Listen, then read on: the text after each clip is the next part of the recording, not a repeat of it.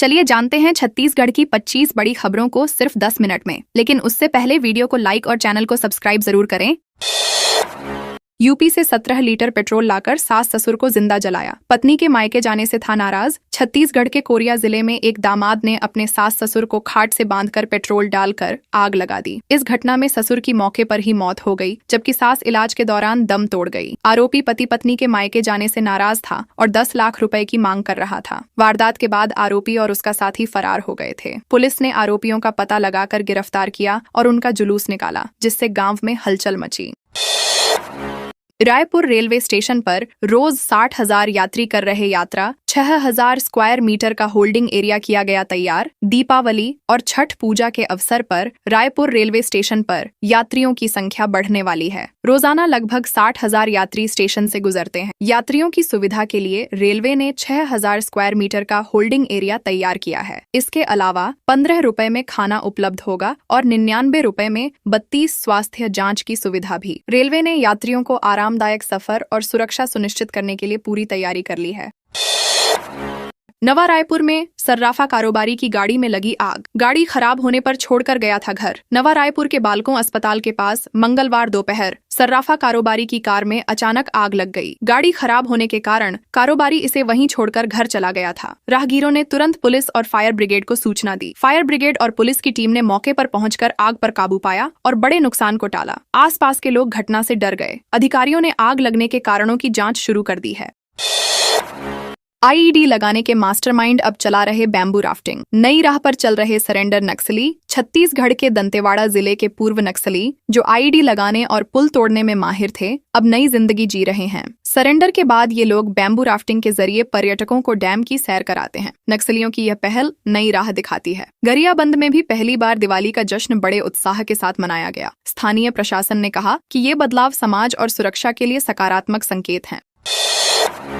शराब के नशे में युवकों ने की मारपीट। मनेन्द्रगढ़ में पिकनिक के बाद थाना परिसर में भी किया हंगामा। मनेन्द्रगढ़ चिरमिरी भरतपुर क्षेत्र में पिकनिक मनाने गए कुछ युवकों ने शराब के नशे में मारपीट की। घटना हसदेव नर्सरी के पास हुई। इसके बाद पीड़ित और अन्य लोग सिटी कोतवाली पहुंचे, जहां युवकों ने थाना परिसर में भी हंगामा मचाया। पुलिस ने मामले में कार्रवाई करते हुए केस दर्ज कर जाँच शुरू कर दी है। स्थानीय लोग इस घटना से परेशान हैं और युवाओं में कानून का पालन सुनिश्चित करने की मांग कर रहे हैं। कवर्धा में की गई गौरा गौरी की पूजा। पारंपरिक गीतों के साथ जंबारा लेकर निकली महिलाएं। कवर्धा जिले में गौरा गौरी का त्योहार बड़े उत्साह के साथ मनाया गया। महिलाएं पारंपरिक वेशभूषा में सज धज कर जंबारा लेकर निकलीं। कार्यक्रम में पारंपरिक गीत और ददरिया कर्मा नृत्य का आयोजन किया गया। ग्रामीण और शहर के लोग सुबह से ही उत्सव में शामिल हुए। यह त्योहार छत्तीसगढ़ की सांस्कृतिक और पारंपरिक धरोहर को जीवित रखने का प्रतीक है। सभी ने मिलकर उल्लास और भक्ति के साथ पूजा अर्चना की।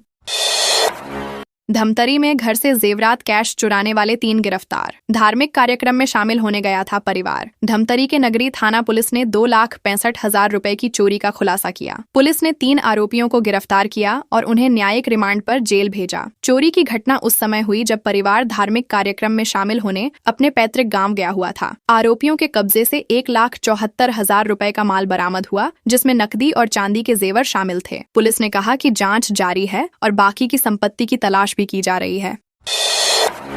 दीपावली की रात 17 जुआरी गिरफ्तार। बलौदा बाजार में 1 लाख कैश और ताश हुए बरामद। बलौदा बाजार जिले के राजा देवरी थाना पुलिस ने दीपावली की रात 17 जुआरियों को गिरफ्तार किया। पुलिस ने मौके से 1 लाख रुपए कैश और 52 पत्तों का ताश बरामद किया। सभी आरोपियों के खिलाफ जुआ अधिनियम के तहत मामला दर्ज किया गया। पुलिस ने कहा कि यह कार्रवाई जुआ की रोकथाम और अपराधियों पर सख्त नजर रखने के लिए की गई है। स्थानीय लोग इस कार्रवाई से संतुष्ट हैं और उम्मीद जताई कि भविष्य में ऐसी घटनाएं कम होंगी।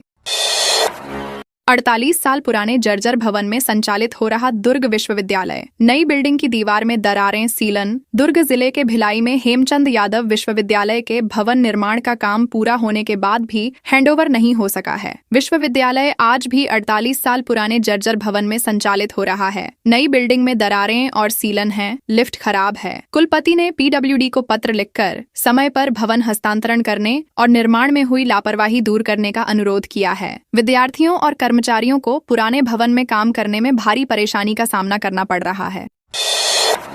महिला की जमीन का सौदा कर पटवारी ने ठगे 14 लाख। सरगुजा में 2 शिक्षक समेत 3 लोग हुए ठगी का शिकार। सरगुजा जिले में हल्का पटवारी ने महिला की जमीन बेचने का झांसा देकर 14 लाख रुपए ठग लिए। 2 शिक्षक और उनका साथी इस ठगी के शिकार हुए। पटवारी ने स्टैंप पेपर में सौदा किया, लेकिन जमीन की रजिस्ट्री नहीं की गई। खरीदारों ने महिला से शिकायत की और पुलिस ने आरोपी पटवारी को गिरफ्तार कर लिया। पुलिस ने कहा कि मामला गंभीर है और ठगी की पूरी रकम वसूलने के प्रयास किए जा रहे हैं। आरोपी के खिलाफ कानूनी कार्रवाई जारी है।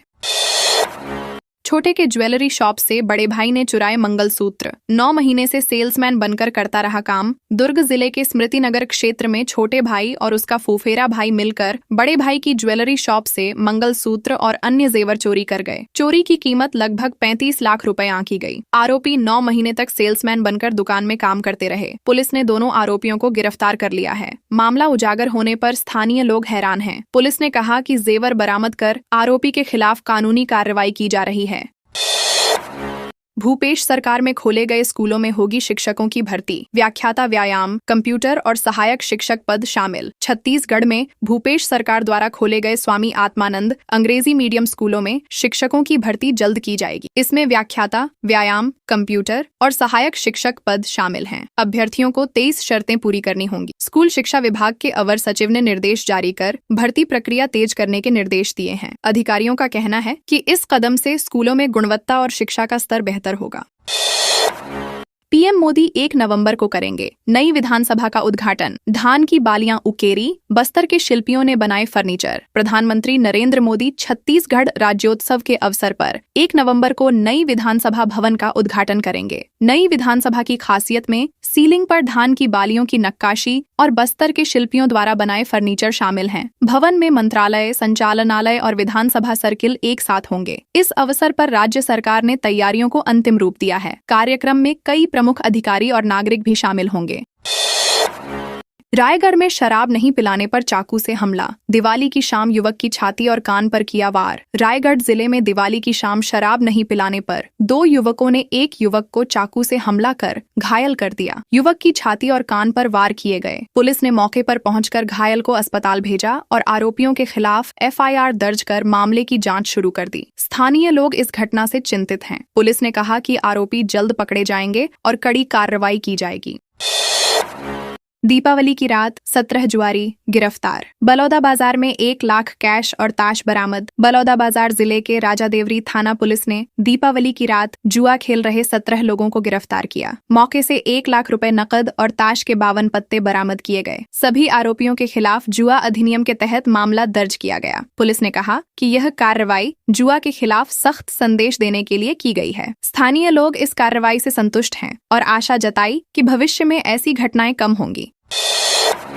छत्तीसगढ़ चैम्बर ऑफ कॉमर्स का दिवाली मिलन समारोह। व्यापारियों का लगा हुजूम। Chhattisgarh chamber of commerce and industries ने 21 अक्टूबर को रायपुर में दिवाली मिलन समारोह आयोजित किया। इस मौके पर बड़ी संख्या में व्यापारियों ने भाग लिया। सभी ने एक दूसरे को दिवाली की शुभकामनाएं दी और आपसी सहयोग और व्यापारिक नेटवर्क को मजबूत करने पर जोर दिया। चैम्बर अध्यक्ष सतीश थोरानी ने कहा कि यह पहला दिवाली मिलन समारोह है जो भविष्य में व्यापारियों के लिए परंपरा बन सकता है।